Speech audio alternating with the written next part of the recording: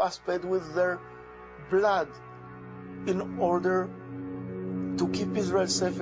And if from our point of view, as patriots, as Zionists, as officers in the Israeli army, we are saying that the occupation has nothing to do with security, we have the right to say it.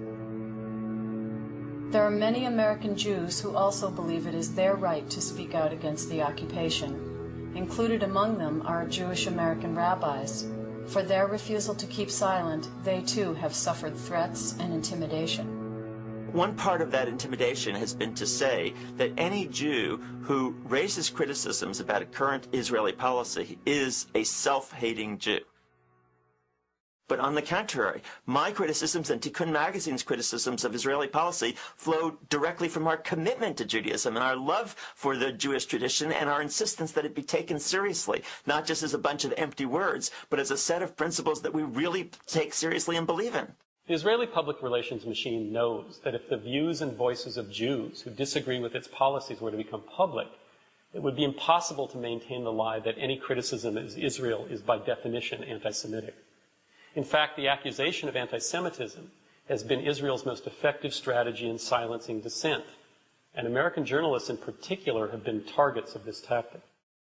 Any environment in which a journalist or any person steps forward and starts making serious criticism of Israel, of America's relationship with Israel, the unconditional support for Israel, the failure of any serious pressure to be put upon Israel by the United States to prevent the building of further settlements for Jews and Jews only on Arab land, any suggestion that the war between the Israelis and the Palestinians is a colonial war will be met by a deafening chorus of accusations, slanderous and lying though they are, that the person who brings up that subject is in some form an anti-Semite or a racist. And this remains the constant weapon that is used.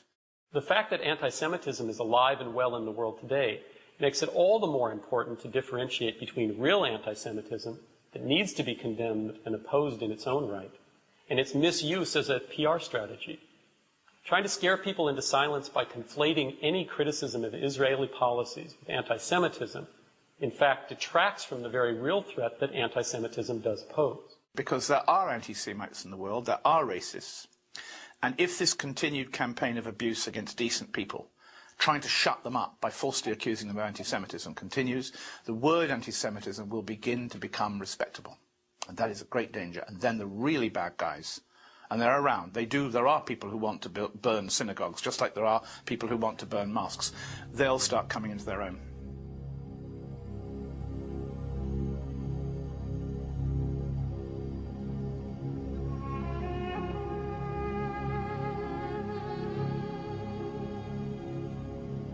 Through its unconditional support for Israel, the American government has become one of the biggest obstacles to achieving peace. Consequently, the struggle for peace and justice in the Middle East will have to be waged here in the United States. Because the United States has primary responsibility for this. There's nothing either anti-Semitic or being a self-hating Jew and condemning U.S. policies which underlie massive atrocities and have been blocking a peaceful settlement, have led the world pretty close to war several times, nuclear war. These are things that we ought to be concerned about. I mean, what Israel does, it's for them to worry about. What we do is for us to worry about. Americans need to wake up and find out what's happening in their name throughout the world. They have a responsibility. If they pretend to live in a democratic society, which is being eroded in terms of how democratic it is, to find out what your government is supporting, what it's doing overseas in your name with your tax dollars. I mean, people here do not want to send helicopters to attack civilians. You know, if people know what's going on in the occupied territories, they're not going to want to support it. I mean, any more than they support other atrocities that we're responsible for. So you keep it quiet. Describe it as a defense against terrorism, not as brutal military occupation which is evoking resistance.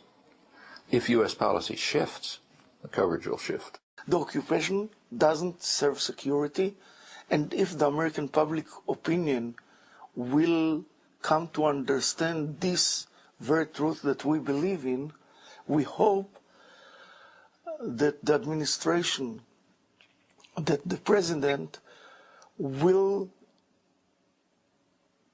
do whatever he can in order to help to facilitate the peace talks which will bring end to the occupation on one hand, safety and security to Israel on the other hand, and decent life for the Palestinians, as he suggested in his speech. He said it very beautifully, but he's doing nothing about it. The only way that Israel will have peace and security is by making peace with our neighbors. The only way that we will have a safe Israel is by making a just peace with the Palestinians. Their struggle in many ways is a just struggle. What are they struggling? They're struggling for a state.